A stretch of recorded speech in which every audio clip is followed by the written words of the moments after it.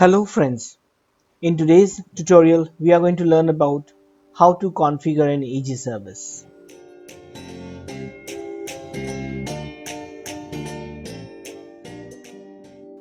So the first thing that we need to do is we need to create a AG service username, and that username will be used to run that particular AG service. So in order to do that, let us first click on Argus console. This is an administrative work and generally done by the administrator. Let's go to Access Management, Argus, Users. Click on the Add User button at the bottom of the screen. First, we will check this particular checkbox which says Service User, and we'll give the username AG Service 101. We will keep both the username and the user ID as same, and we will enter the password.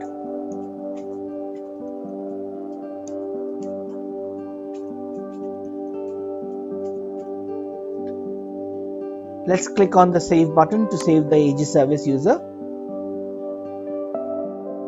Our user has been saved.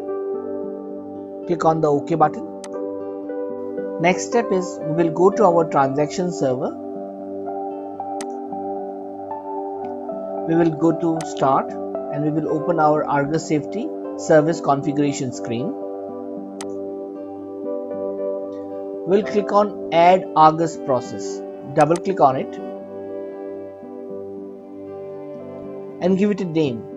You will find that there are so many services available over here. So we have to choose one of the service. Let's suppose we want to use Auto Signal service.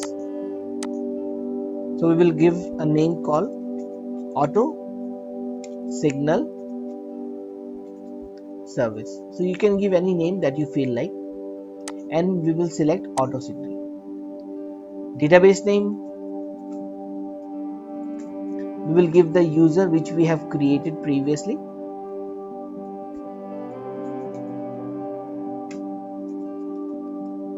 Password,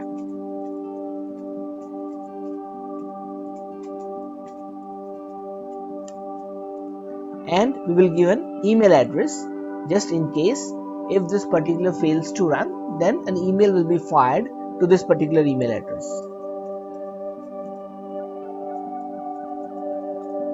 And click on the OK button.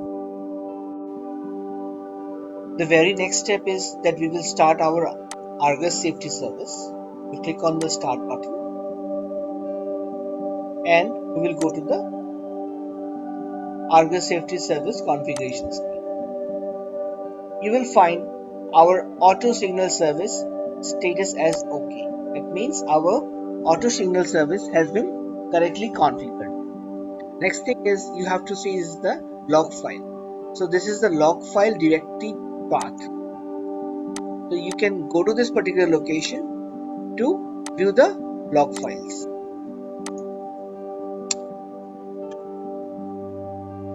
This is the latest log file which has been generated. Moreover, we have 26 different type of background services available as shown on the screen.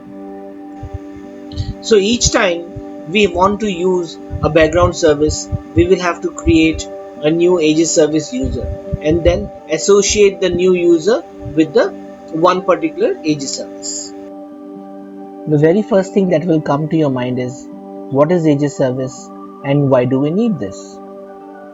Well, let me explain you with an example. We also use background services in our day-to-day life, like electricity, water supply, cooking gas supply, mobile services, Wi-Fi services. These are all background services which keeps our life moving. In the same fashion, we have these background services which actually transfers the workload from the web server to the transaction server, so that the user is able to perform the operation seamlessly. It is very much important to know the functionality of all the different type of AG services available. We have already created few videos on different AG services, so you can watch them in order to understand the functionality of the background services. So in order to summarize what we have learned today is, we have learned how to configure AG services. We have learned that for each AG service we will have to create one particular user. So if we have to configure 26 different AG services, we will have to configure 26 different AG service user in our Argus console, and we will have to associate both the AG service and the AG service user in our Argus Safety service configuration. I hope you have enjoyed the video. Thank you so much for watching. Please do take good care of yourself.